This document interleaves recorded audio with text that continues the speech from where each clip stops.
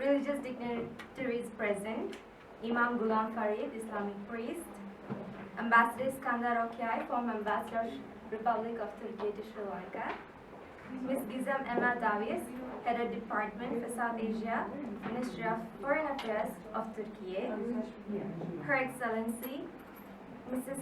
Hasati Urgovat Lisanayaka, Ambassador Sri Lanka to Turkey, Sri Lankan community present here today. It is my great pleasure to welcome you all this morning to official ceremony of the 76th anniversary of independence of Sri Lanka.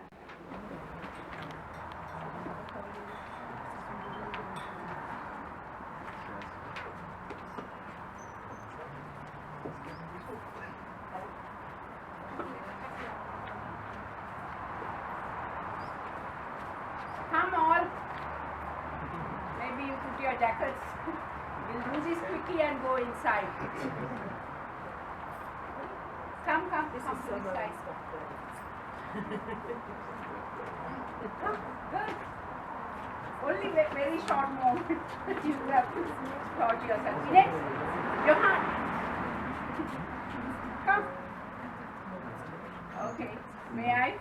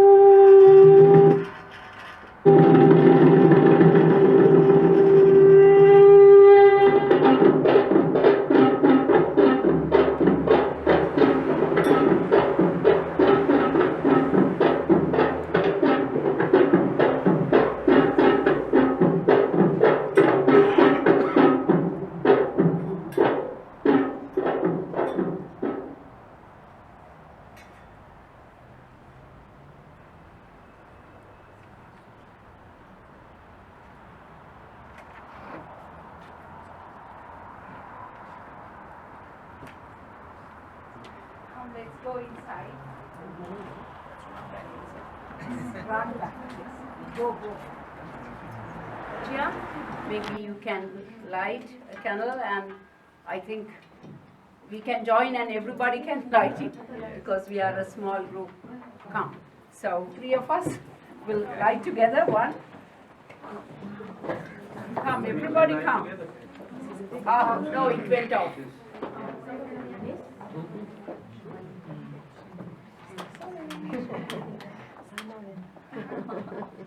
Okay, right. Okay, do it slow. Yes. Now, yeah, come, everyone. In pairs of 2, 3. Yes. Come. Priya. Come, staff, come, please. Okay. Okay. The 3 blue ladies come. නිදහසින් 75 වැනි වසර සමරද්දී අප බංකොලොත් රටක් ලෙස නාමකරණය වී තිබිණි. නමුත් 76 වැනි නිදහස් දිනය වෙද්දී ජාත්‍යන්තර ප්‍රජාවගේද සහාය ඇතිව ඒ තත්ත්වයෙන් මිදී ආර්ථික ස්ථාවර මට්ටමකට ගෙන ඒමට අපට හැකි විය. ඒ අනේක දුෂ්කරතා මාධ්‍යයේය. දුෂ්කරතා විඳ දරා ගනිමින් රටේ පුරවැසියන් බහුතරය රට යලි ගොඩනැංවීමේ දීර්ඝකාලීන වැඩපිළිවෙළට සහාය දීම නිසා අපට කෙමෙන් ඉදිරියට යාමට හැකි විය. මේ මගින්ම තවත් ඉදිරියට යද්දී දුෂ්කරතා මැකී යනු ඇත. ජීවන බර සැහැල්ලු වනු ඇත. ආර්ථිකය ශක්තිමත් වනු ඇත. ශ්‍රී ලංකා මාතාව යලි පිබිදෙනු ඇත.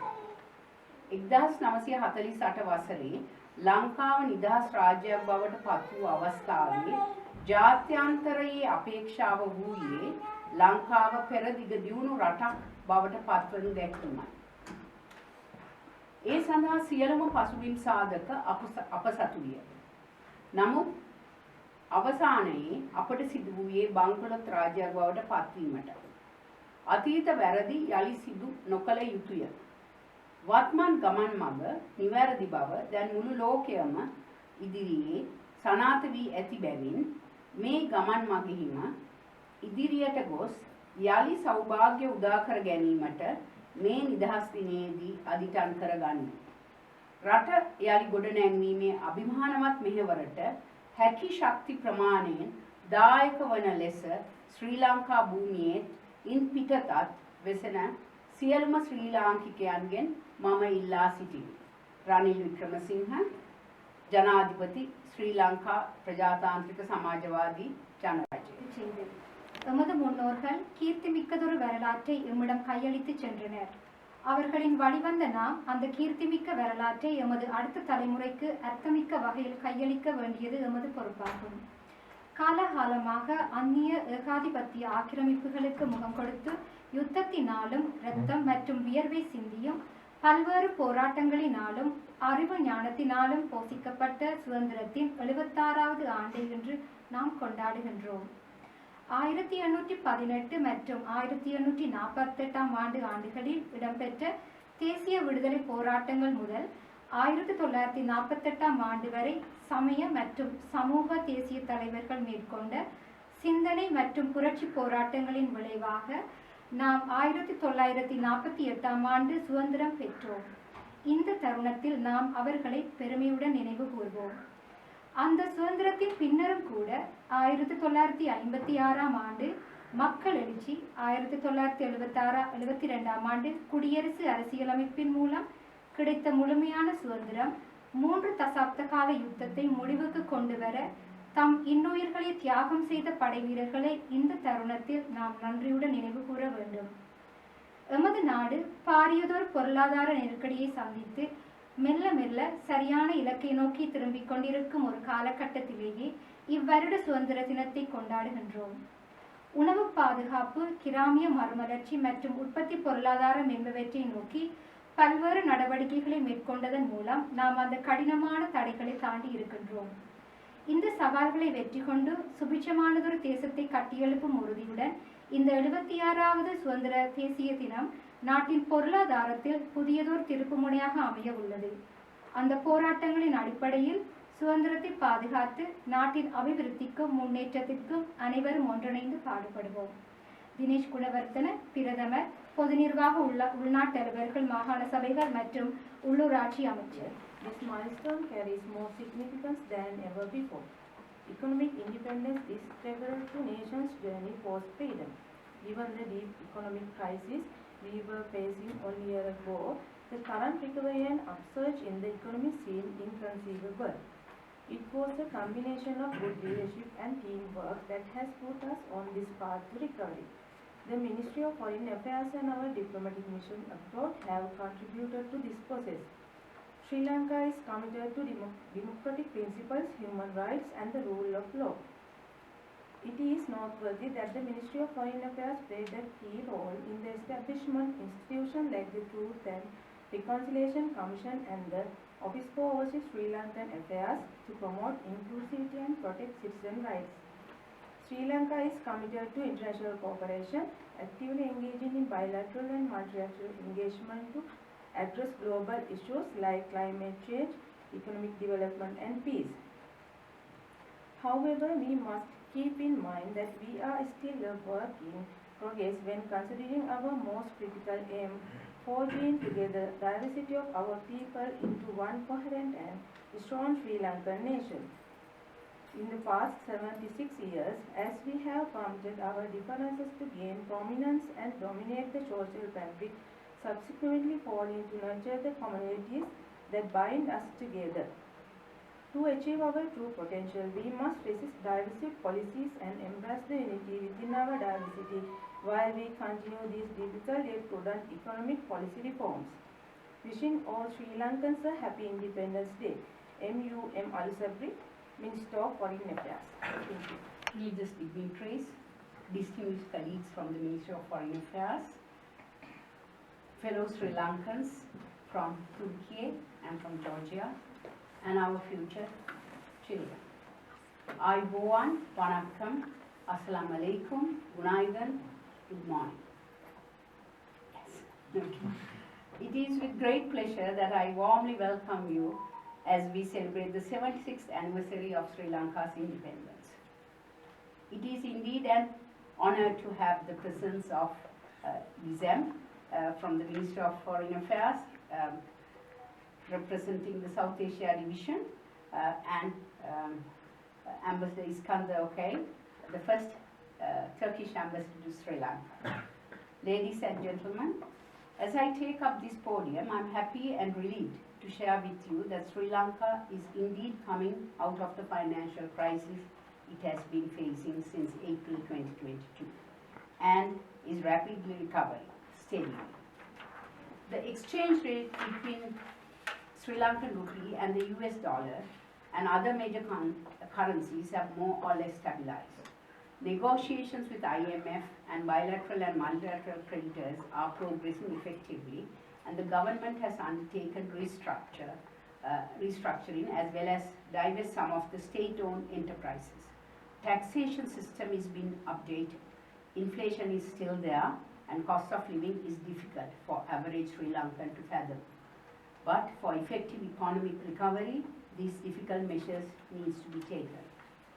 2022 interim budget proposals by His Excellency, the President of Sri Lanka, on December 19, 2022, the Office for Overseas Sri Lankan Affairs, USLA in shortened form, was launched. USLA serves as the central nexus for coordination with overseas Sri Lankans, employing a dual strategy. The primary goal is to reconnect overseas Sri Lankans as investors, philanthropists, and knowledge remitters, fostering a single-stop engagement platform to earn their trust. This mutually beneficial approach transcends and transactional relationships, aiming to deepen understanding and dialogue among communities. By actively engaging overseas Sri Lankans, Office of Overseas Sri Lankan Affairs envisions playing a pivotal role in building unity and reconciliation for a harmonious Sri Lanka. Considering the economic circumstances in Sri Lanka, the Embassy's objective is to maximize contribution towards strengthening our bilateral economic cooperation. This involves facilitating greater access for Sri Lankan products to Turkish market with reduced tariffs, promoting Turkish investment and trade in Sri Lanka, and boosting tourism. Given the prevailing economic conditions in both countries, it is crucial to prioritize the promotion of trade, tourism and investment in a mutually advantageous manner. Ladies and gentlemen, last year the devastating earthquake that hit southeastern Turkey impacted the work of the embassy as well. This was indeed such a blow, as the embassy had planned for a series of activities to celebrate its 75th anniversary of independence of Sri Lanka, 100th anniversary of Turkey, and of course 75 years of diplomatic relations between the two countries. In the aftermath of the earthquake, all promotional activities were postponed and focus and attention was given to earthquake-related issues. It started with ensuring the safety of Sri Lankan nationals. Then we did not have many Sri Lankans in those areas, fortunately. However, unfortunately, one Sri Lankan lady lost her life, but it was possible to recover her body and to perform last rites.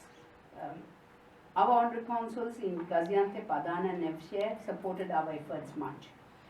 By late morning, embassy also started giving updates in Sri Lankan media, first on a daily basis and then every 2-3 days for about 3 weeks.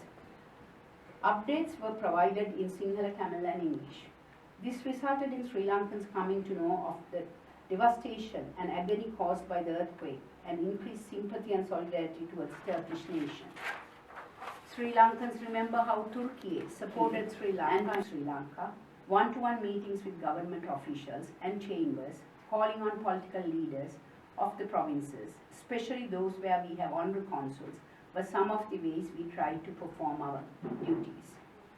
Until September 2023, we had interactions with the members of Antalya Chamber of Commerce, organized a trade, investment and tourism promotion seminar with the Turkey-Sri Lanka Business Council, facilitated the visit of the Honorable Speaker for the inauguration of the Turkish Presidency, visit of the State Minister of Defense for the 16th International Defense Fair in Istanbul, organized an event for UN Day of Vesak, collaborated with the Ankara University to celebrate the World Biodiversity Day, participate with Sri Lanka food and beverages, displaying Sri Lankan culture at the Spring Bazaar at International Day at Wilkent University, and so forth.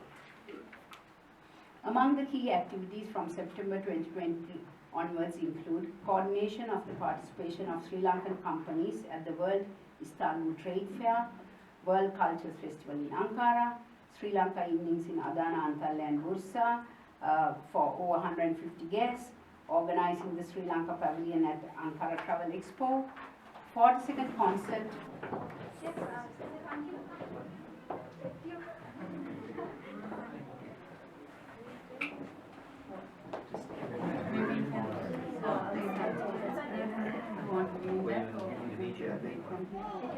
No, I think I'm mainly in Europe.